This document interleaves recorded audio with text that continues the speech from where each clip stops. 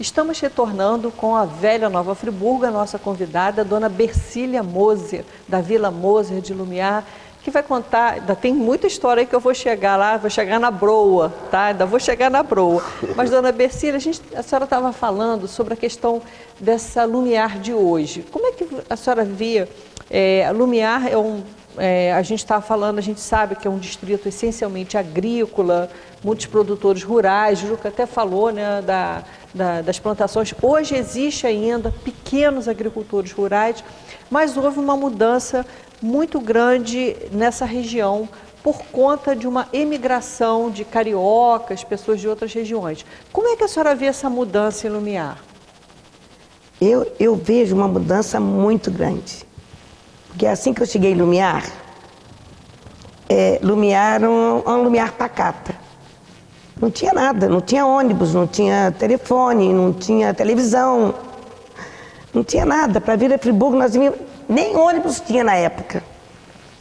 A gente vinha num caminhão. Papai comprou um caminhão. Mas os Moser sempre foram do distrito de Lumiar, né? A senhora falou, chegou a Lumiar. Quando a senhora falou, chegou quando? Quando nós chegamos nos anos 50, que papai veio para Lumiar. Nos anos 50. Antes ele morava onde? Morava em Macabu, pertencia a Trajano de Moraes. Ah, tá, a senhora falou, Macabu. Depois entendi. ele veio devido... Pensei que Macabu fosse alguma localidade ali, Macabu é Trajano. Pertence a Trajano, mas faz divisa com Friburgo. Ah, tá certo, entendi. E por Maria Mota ser uma grande educadora, papai tinha paixão. Papai nunca foi numa escola, mas ele lia muito. Ele aprendeu a ler. E ele tinha paixão pela Maria Mota, porque ela dava até naquela época, até admissão, que era a 5ª série primária. E ele queria que nós, filhos, viéssemos estudar com Maria Mota. Então eu tinha 7 aninhos quando vim para Lumiar. Então trouxe a família toda e acabou de criar os filhos em Lumiar, devido a Maria Mota. Essa Maria Mota, Janaína, né, dona Bercília, ela era muito ligada ao Dom Clemente Sná. Muito. E a Padre José também. E Padre José, né? E eles apoiaram muito esse trabalho que ela fazia. Que ela fazia não só um trabalho de ação social religiosa, mas de uma ação social profissional e cultural. Então, a gente observa que os alunos que saem até hoje,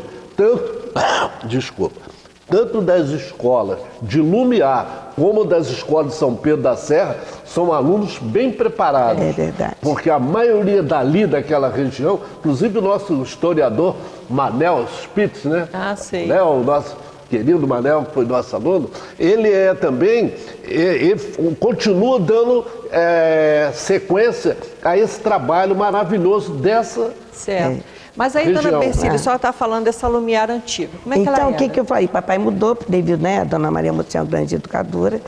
E, naquela época, não tinha ônibus, não tinha luz, não tinha telefone, não tinha estrada. A estrada de chão passava pelo Alto 50, nem era o mesmo caminho que tem hoje, a mesma estrada, era outra estrada.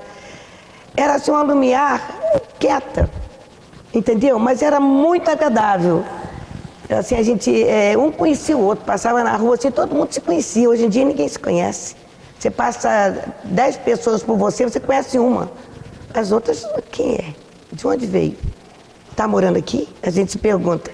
Naquela época, não. Os vizinhos se conheciam. Os vizinhos visitavam um ao outro. Hoje em dia não tem mais isso, né? A coisa vai mudando, vai se modificando, né? Eu não sei se é para melhor ou para... 90% é para melhorar, né? Porque telefone, estrada boa, ônibus toda hora, isso foi muito bom.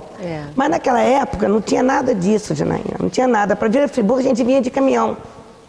Aí meu pai, Astrogildo, comprou um Chevrolet, aqueles verdinhos, Chevrolet.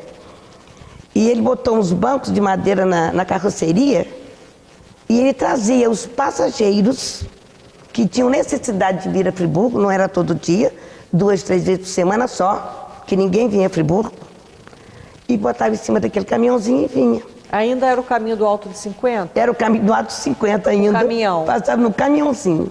Era o caminho da tropa também? Era o caminho da tropa. Tropa de mula? Aí o que aconteceu? O pessoal da FAOL, o pai de João Cássio, o pessoal antigo da FAOL, era muito amigo do papai e convidava, vamos comprar um ônibus? Troca esse caminhão, compra um ônibus. Aí o que papai fez? Comprou um ônibus, vendeu o caminhão, comprou um ônibus velho, mas quebrava muito. Aí ele foi pro pessoal da FAO, esse pessoal antigo, o pai do seu João Carlos, João Maia. João Maia, isso aí. Eles assinaram como fiador para papai, e papai comprou um ônibus misto que só usava no Nordeste. Esse ônibus carregava passageiro e carregava carga. A metade do ônibus era poltrona, bonitinha, né? Todo mundo queria andar na frente. E atrás ele carregava palma, porco morto, galinha dentro do cesto. É impressionante. Eu não sabia que existia um ônibus assim. Tinha, não. meu pai comprou esse era um ônibus. misto, é igual o trem antigamente, que era ele carga, né? Papai hipotecou tudo que tinha. O sítio que ele tinha, o sítio do Lumiar, hipotecou tudo. Minha mãe chorava a semana toda. Para comprar esse ônibus misto, para comprar esse ônibus. Isso aí, ele comprou para poder carregar as cargas e carregar os passageiros. Porque o caminhão que ele tinha, ele botava uns 4 banquinhos na frente e atrás ele botava as cargas, saco de batata, palma, que ele carregava muita palma, o que o pessoal produzia naquela época, né? Trazia para o centro. Trazia para o centro. Trazia para o centro. Dona Bercília, tinha uma das irmãs da senhora que ajudava o seu pai como cobradora. Quem era? Ermelinda Cledita. Como é que era? O nome dela é Ermelinda Cledita. Então ela tinha que estudar, ela vinha cobrando e estudava no modelo. E ela se formou ali. Quer dizer, então, que esse ônibus misto passou a ser uma atividade do seu pai, assim... Passou a ser, mas ele teve que hipotecar tudo depois pelo Banco do Brasil. Tudo fiado. Então, quem assinou como fiador foi o seu é que o senhor falou? João Evangelista Maia. Maia, ele que assinou como fiador do papai. E ele conseguiu, assim, resgatar esse dinheiro que ele investiu? Ele conseguiu. Porque tinha demanda, né, essa coisa do transporte, né? Tinha, porque mas naquela época, ô Janaína, era só os caminhões que traziam as mercadorias, né, as batatas e os inhames, etc, etc.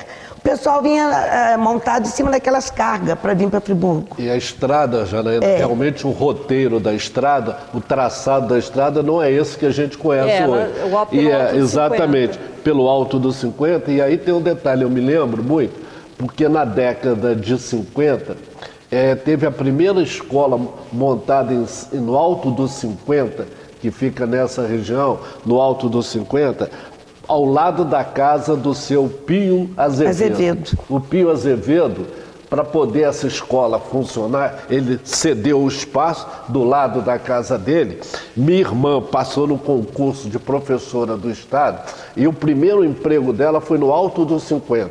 Então ela vinha de ônibus até Muri, de Muri o seu Pio trazia ele e os filhos, a tropa dele de cavalos, vinha com os cavalos, minha irmã pegava um dos cavalos e ia dar aula no Alto dos 50, todos os dias, certo? E olha só que situação, né? Quer dizer, era difícil mesmo, passava ali pelo alto e ia sair lá para São Pedro da Serra, naquela região ali, né, dona... No Alto 50 saía para Lumiar. Lumiar, né? São Pedro tinha que passar por Vargem Alta. Exatamente, né? Então você vê, isso tudo mais tarde, quando foi feito o primeiro traçado da Serra Mar, eu me lembro que eu participei, eu fui no dia da abertura, o Pio Azevedo, o Heródoto era o prefeito, e montou uma abertura, quer dizer, foi quase que simbólica, que foi até a Toca da Onça. Eu fui diretora de todas essas histórias. Na Toca da Onça ali, nós fomos até a Toca da Onça, e nesse domingo que foi programado a abertura da Serra Mar, veio uma chuva no sábado, quando chegou no domingo, mas mesmo assim eles colocaram máquinas agrícolas e nós conseguimos ir até a Toca da Onça na abertura dessa estrada, que dali vai dar sequência à nossa Serra Mar de hoje. Há quanto tempo seu pai ficou com esse transporte misto, o ônibus misto? Ficou muito tempo. Ficou até vender para a FAO. Depois ele vendeu para a FAO. A linha, cedeu ele cedeu a linha, né? Cedeu a linha e vendeu os ônibus. Aí ele fala assim, eu vendi meus genros, vendi meus filhos, vendi tudo para a FAO. Porque meu marido era motorista. E meu irmão era o outro motorista, e o outro irmão era cobrador, e minha irmã também era cobradora, né? Assim que você falou, a Ermelinda. Aí papai precisou vender tudo, todo mundo, até meu dia, meus filhos, porque no fim não estava aguentando mais, né, Janaína? Estava difícil.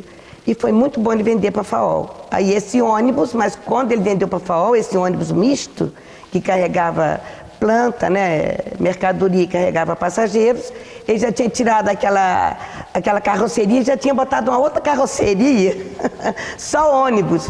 Que o pessoal começou uma foto desse ônibus. Olha, eu já procurei esse ônibus, ninguém lembrou de tirar foto desse ônibus, Janaína. Ai, que pena. Né? Ele era tão interessante, na frente ele era ônibus. Atrás ele era quadrado e tinha aquela parte de lona, que papai levantava aquela lona para botar as mercadorias ali dentro. E tinha uma portinha entre a divisão, tinha uma portinha assim, que as pessoas às vezes iam em pé lá para trás, papai botou umas poltronas velhas para o pessoal ir sentado, vir sentados, mas todo mundo só queria sentar ali na frente, né? Porque ali era mais legal, né? Chegou a transportar boi, essas coisas não, né? Não, só morto, pedaço porco, pedaço tapado, assim, isso né? ele carregava.